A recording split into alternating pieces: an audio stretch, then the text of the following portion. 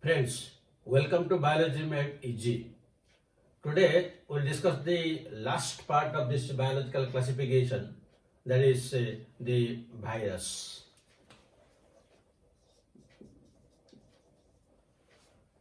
Now you are all acquainted with the word virus nowadays. What is this virus? A very simple definition: the genetic material surrounded by protein code. That's all. And it is so small in size, you cannot see even in the compound microscope. We have to see it only through electron microscope. There is no question of seeing it in naked eye. And since the outer coat is a protein, it can be detected by means of Western blotting technique. Western blotting technique. And what is Western blotting technique? You know it in the molecular basis of inheritance chapter and also in the genetic engineering chapter. Now, where this virus is present, if somebody will ask you where it is present, you can answer it is present everywhere. It is present in air, it is present in soil, present in the plants, in the animals, it is present everywhere. Then in which kingdom it is placed, there is no place for it. It is present everywhere, but there is no place in the kingdom system of classification, whether it may be 2, 3, 4, 5, 6, 7, 8 kingdom system classification, but virus has no place in any kingdom system, though it is present everywhere. Why? Why it is not placed? Because virus is such a thing that sometimes it behaves as inanimate or non-living, and sometimes it behaves as animate or living. That is why it has no place in any kingdom system of classification. So before proceeding to anything, first we have to discuss what are the characteristics of non-living and living. So we will first discuss what are the non-living characters of a virus. So the first thing is it is non-cellular, because all living organisms have some cellular organization. It may be unicellular, maybe multicellular, but one cell is there. But virus has no cellular organization. It is non-cellular. Then it has no protoplasm. Since it has no cellular structure, it has no protoplasm. And again, it has no respiratory system. No respiratory system. That means also there is no method of production of energy. And it can be crystallized. This is a very important point. It can be crystallized. Only the non-living substances can be crystallized. If virus is living, then how can it be crystallized? And it behaves like one inert chemical. Behaves like inert chemical when present outside. Just it behaves like a chemical. And another important point is cannot be cultured outside any living tissue.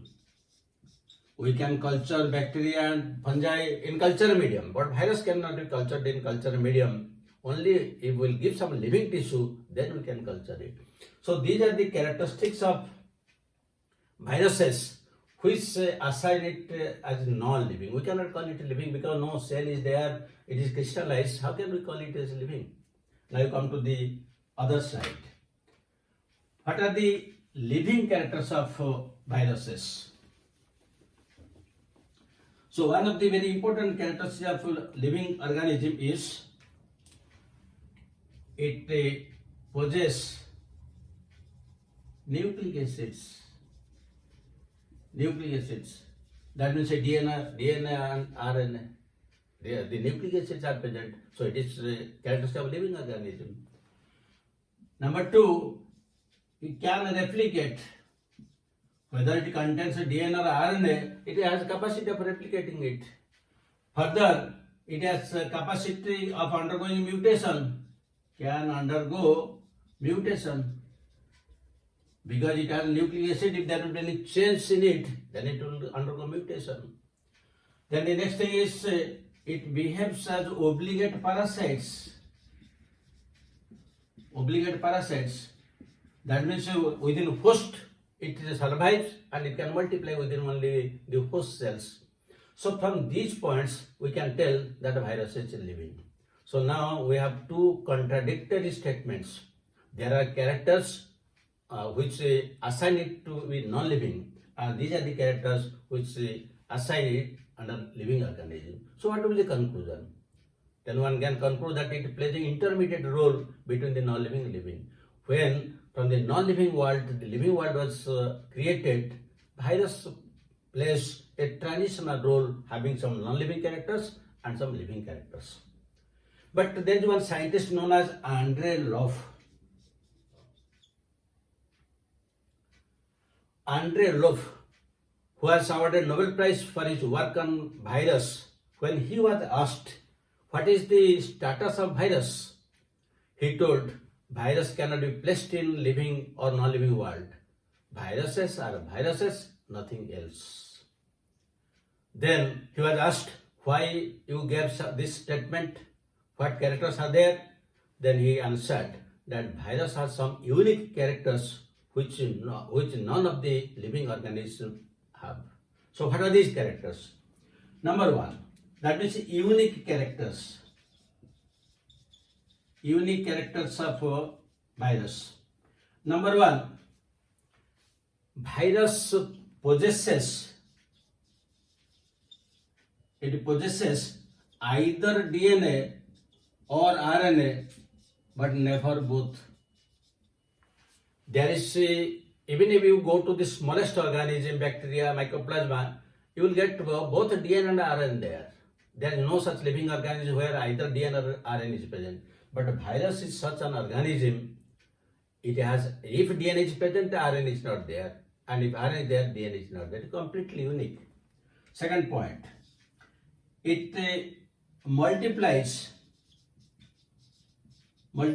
from sole nucleic acid.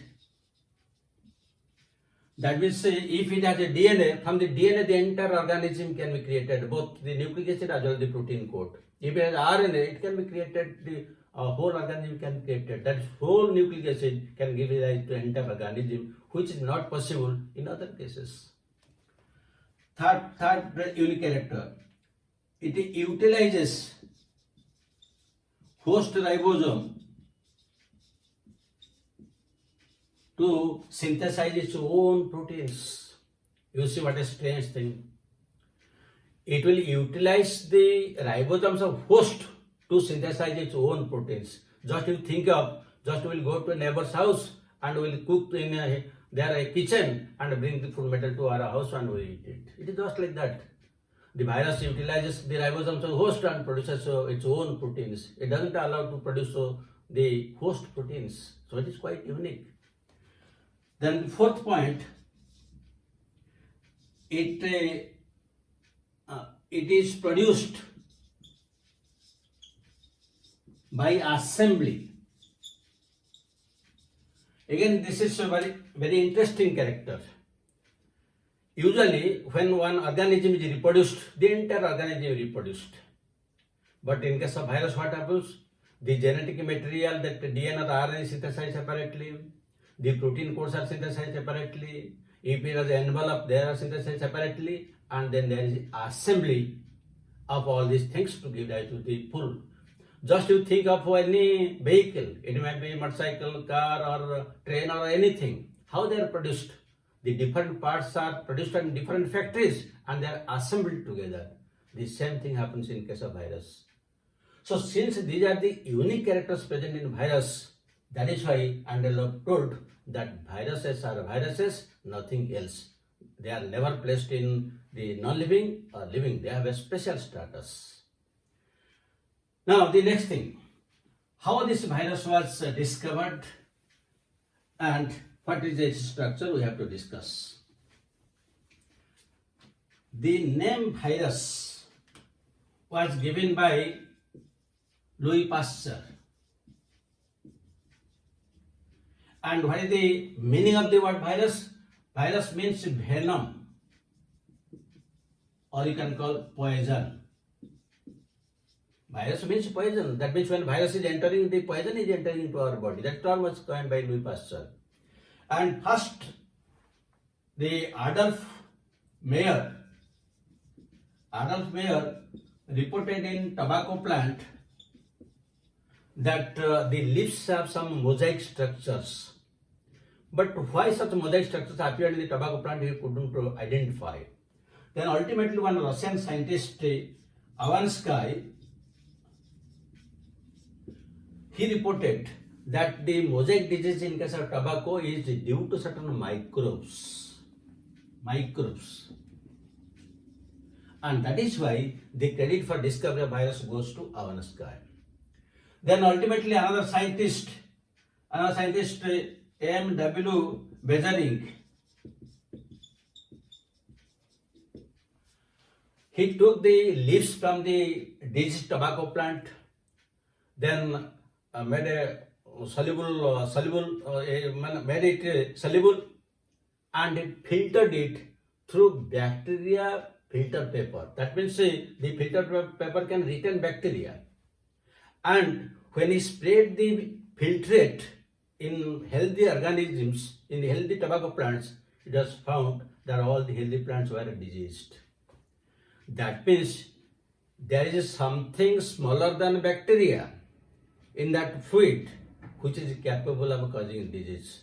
So he called it as contagium vivum fluidum. Contagium vivum fluidum. That means living infectious fluid. That means that fluid has infectious capacity. Then another scientist, W.M. Stanley, he crystallized the virus. That means he obtained the tobacco mosaic virus in crystalline form. So this is the history about the virus, how it was discovered. Now let us discuss what are the different types of viruses. Usually the viruses are classified into three types depending upon the host, whether it attacks a plant or animal or bacteria. So accordingly, we call it as phytophagini. Phytophagini means the bacteria which infect plants. Then zoophagini means those which attack animals. And simpliphagini, those which infect bacteria.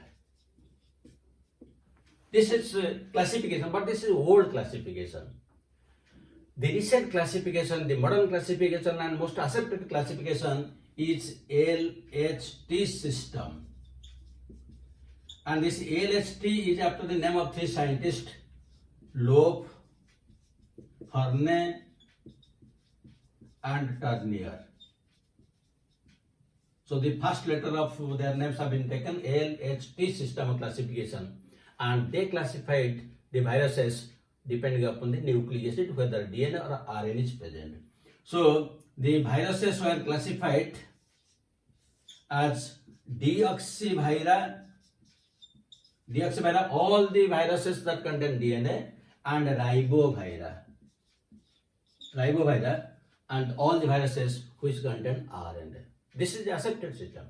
Again, depending upon symmetry, the deoxyvira is divided into deoxyhelica, deoxycubica, and deoxybinala. Three types depending on the symmetry. While this is only two types, ribohelica and ribobinala. This is the modern system of classification. Now let us discuss the size, shape and the structure.